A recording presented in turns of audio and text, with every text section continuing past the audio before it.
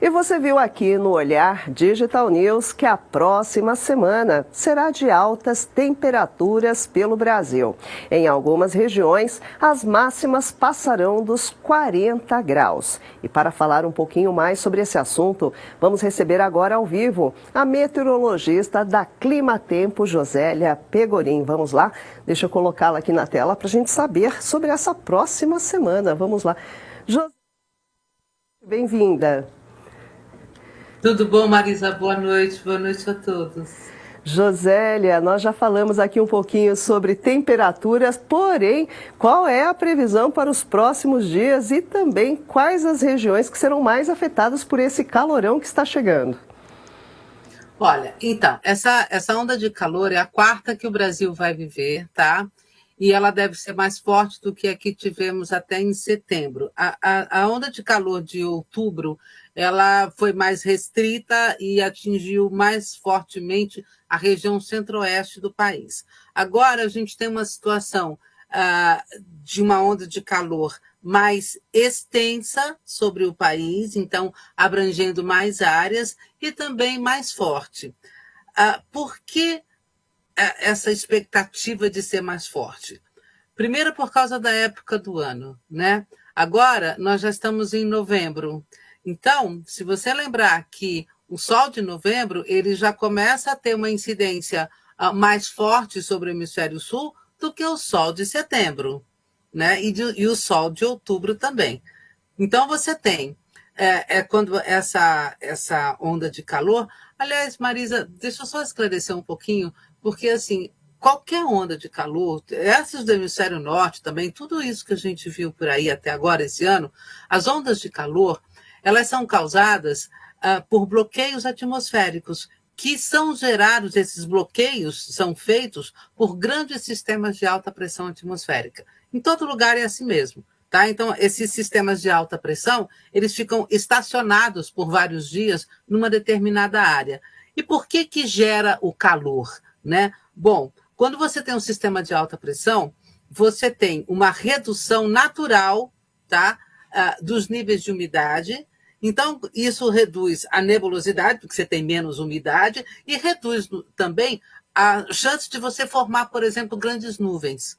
Até porque o sistema de alta pressão, ele causa um movimento natural que é de cima para baixo, que é o contrário do que você precisa para formar nuvem. Então, o sistema de alta pressão vai te deixar uma atmosfera mais seca, menos instável, então você tem menos chance de formar nuvens de chuva, e aqui no Brasil, ele vai também dificultar a passagem, por exemplo, de frentes frias do sul para o sudeste e centro-oeste, né? Vai dificultar um pouquinho a expansão, às vezes, de ar mais fresco pelo sul e sudeste. O resultado, menos nebulosidade, mais horas de sol forte, menos chuva, você tem temperaturas muito altas. Por vários dias consecutivos, essa situação fica assim, né? E tem uma outra situação também que é muito interessante, isso é natural, tá? Acontece sempre quando a gente tem um sistema de alta pressão.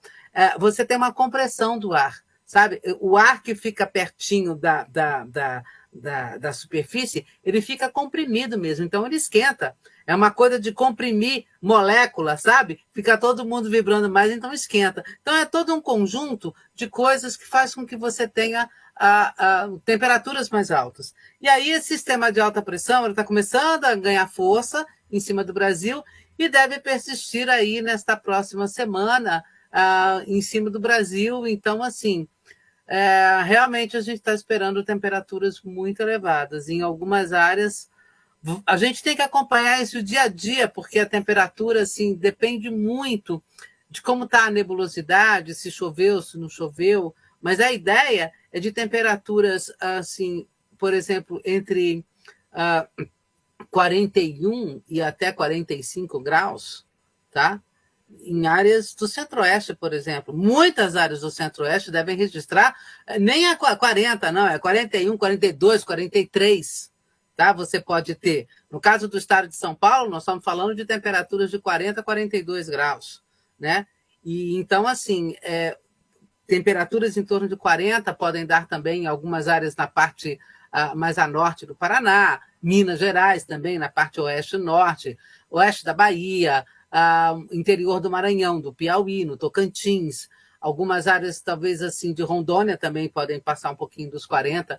Então, assim, são temperaturas que, para essa época do ano, elas vão ficar aí uns 5 graus ou mais acima do que é normal, né? E aí isso caracteriza uma onda de calor. Agora, Josélio, o que chama a atenção, não é, que de julho a outubro tivemos aqueles recordes, não é, de temperatura. E esses números que você está dizendo são realmente números além do que estamos acostumados a ver, mesmo que seja um evento natural dessa pressão atmosférica. Isso tem a ver com mudanças climáticas? É um reflexo das mudanças climáticas ou não, Josélia? Não, veja.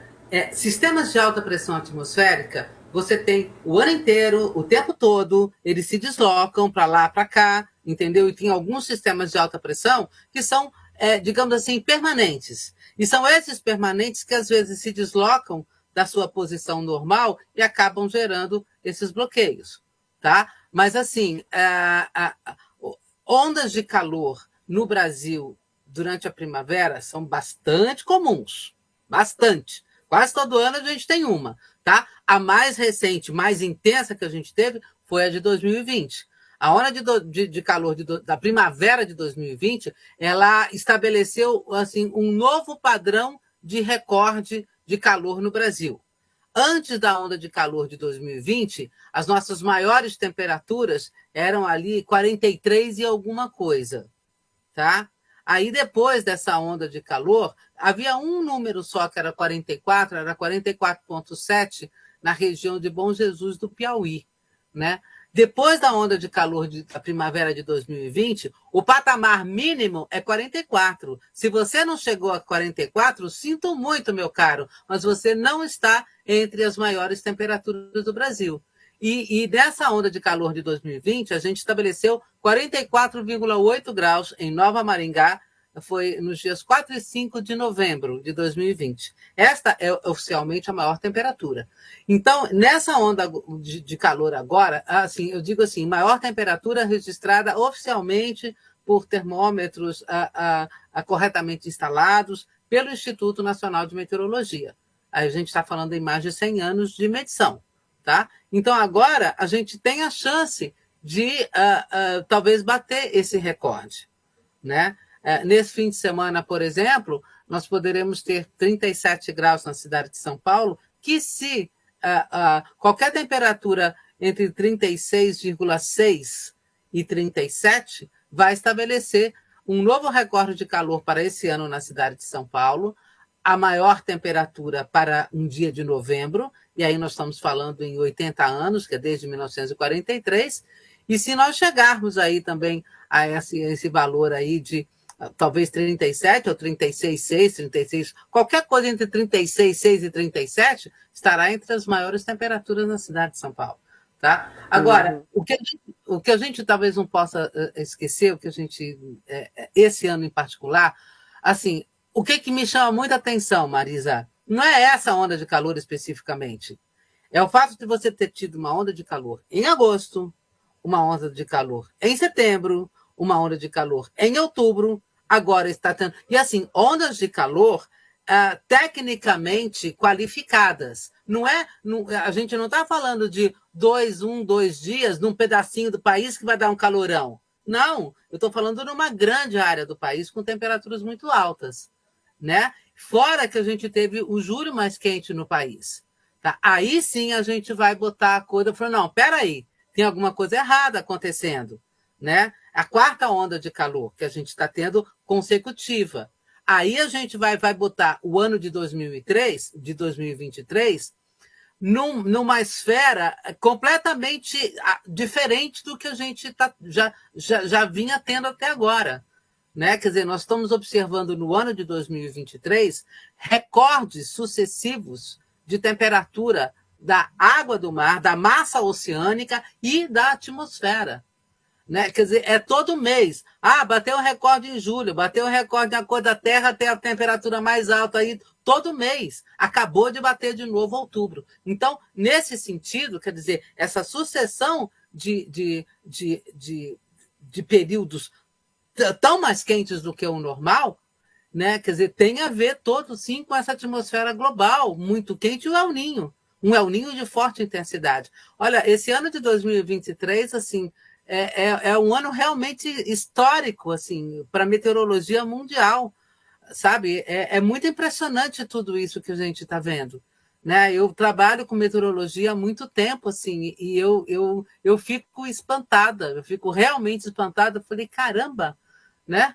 Assim, como se não bastasse os 40 graus do ano passado na Inglaterra, agora eu tenho, né, tudo isso acontecendo. É muito impressionante. E aí, sim, você, não, isso não é uma coisa de um ciclo tão natural, isso tem algo superior realmente alterando, e aí sim a gente fala num contexto de mudança climática. Ah, sim. Agora, você mencionou o El Niño. A previsão é de que ele perdure até abril do ano que vem. Esse calorão e essa situação, você acredita que deva perdurar até lá? Olha, o que faz o El Niño, né? Então, esse é o El Niño que ele realmente está ganhando força, viu? Ainda não atingiu o pico, para vocês terem uma ideia. Né? Assim, o pico desse evento El Niño deve ocorrer aí em dezembro para janeiro, tá? E assim, o El Niño, gente, por que a gente fala tanto no El Niño, né? Porque assim, você está falando de um aquecimento acima do normal de uma enorme área oceânica que é a costa do Peru, na região equatorial. É ali que a gente fala, assim, que se observa esse aquecimento que é identificado como El Niño, né? Uma grande área do Oceano Pacífico equatorial ali na costa do Peru. Então, assim, não é uma praia, né? É uma massa oceânica enorme, são quilômetros e quilômetros quadrados de massa oceânica se aquecendo, e isso tem um poder fenomenal, porque essa água quente, ela interfere todinha, ela interfere direto na atmosfera. E é uma coisa tão poderosa que altera a circulação geral da atmosfera. Altera como é que você distribui calor, vento, sabe, nos níveis mais altos da atmosfera. Então, muda muita coisa com o El Niño. E com o El Niño forte, tá? Agora, nós vamos passar ainda o resto da primavera, o verão inteiro com o El Niño, tá? E aí, por enquanto, Marisa, você está certa, as previsões são de que ele deva enfraquecer lá no outono. Por enquanto, é isso que a gente tem.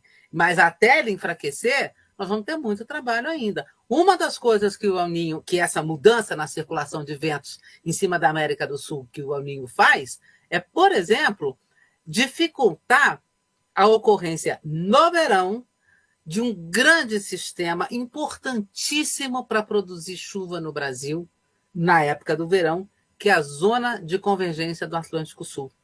Né? Quer dizer, esse é um sistema importante que a gente vê durante o verão, até na primavera mesmo, né? E aí você cria um corredor, assim, uma instabilidade muito extensa e prolongada por vários dias em cima de parte do norte, do sudeste, do centro-oeste, provoca muita chuva, né? Uma chuva que é necessária para você refazer aí lagos, rios, volumes, né? De grandes reservatórios, né? E o El Niño, ele dificulta muito isso, sabe? Essa organização. Então, não é que você não tenha chuva, mas você fica tendo, assim, muitas pancadas, né? Provocadas por calor, e essas pancadas, assim, se elas caíssem sempre no mesmo lugar, legal, a minha fazenda está sempre recebendo uma pancadinha de chuva todo dia, só que não é assim que rola. Pancada de chuva por causa de calor, ela cai um dia aqui no meu bairro, no outro dia no seu bairro, no outro dia nós duas ficamos a ver calor e vai chover forte em outro lugar. Então cai cada dia em um lugar e essa irregularidade da chuva, ela vai ser complicada, né? Assim, a expectativa é que a gente tenha um verão quente. Não, assim, eu não vou estabelecer assim, vamos ter outras ondas de calor. Não vamos falar disso ainda, mas o calor ainda vai ser uma marca desse próximo verão e nós vamos ter problema. entendeu? Aí com excesso de calor na atmosfera, e talvez a falta de chuva mesmo, uma chuva volumosa mesmo em alguns locais. Pois é, preocupante. Vamos voltar a falar mais vezes sobre isso, com certeza, não é, Josélia? Muitíssimo obrigada, viu? Olha, eu desejo a todos um ótimo fim de semana e que se cuidem, levem a sério, viu? Esse calorão, acho que a meteorologia, o Marisa, tem muito disso assim. Não é simplesmente prever o tempo, né? Ou fazer uma previsão de clima, mas é para poder orientar as pessoas e ajudar as pessoas a viverem melhor, né? Então, a poder se programar no seu dia a dia. Então, já fiquem sabendo, nós estamos numa semana que vai entrar agora muito quente. Não é só São Paulo, a região sudeste inteira, o centro-oeste inteiro, vai fazer muito calor em áreas, por exemplo, do Paraná, muito calor na maior parte do Nordeste também, tá? E é um calor que é assim, nocivo para a saúde, é um excesso de calor. Então, é realmente preciso ter atenção com isso. Talvez o local mais indicado fica em casa se você puder, né? Não fica saindo muito lá na rua, não, porque o calorão realmente vai pegar, né? Enquanto isso, infelizmente, nós temos aí ainda nesses próximos dias muita chuva no Rio Grande do Sul de novo. Pois é, preocupante. Bom, é sempre um prazer recebê-la, Josélia Pegorim. Espero que nós vamos com certeza voltar a falar sobre isso ainda antes do final do ano, no comecinho dele. Bom, muito obrigada pelo seu tempo, nos falamos novamente. Muito obrigada. Então tá, um abraço a todos, boa noite, bom fim de semana. Para você também, boa noite. Pois é, pessoal, é sempre muito bom receber Josélia Pegorim, que é meteorologista, da Climatempo. Bom, pessoal, como vocês viram, alerta aí de segurança, não é? Vem um calorão por aí, vamos nos cuidar, hidratar sempre, sombra na medida do possível.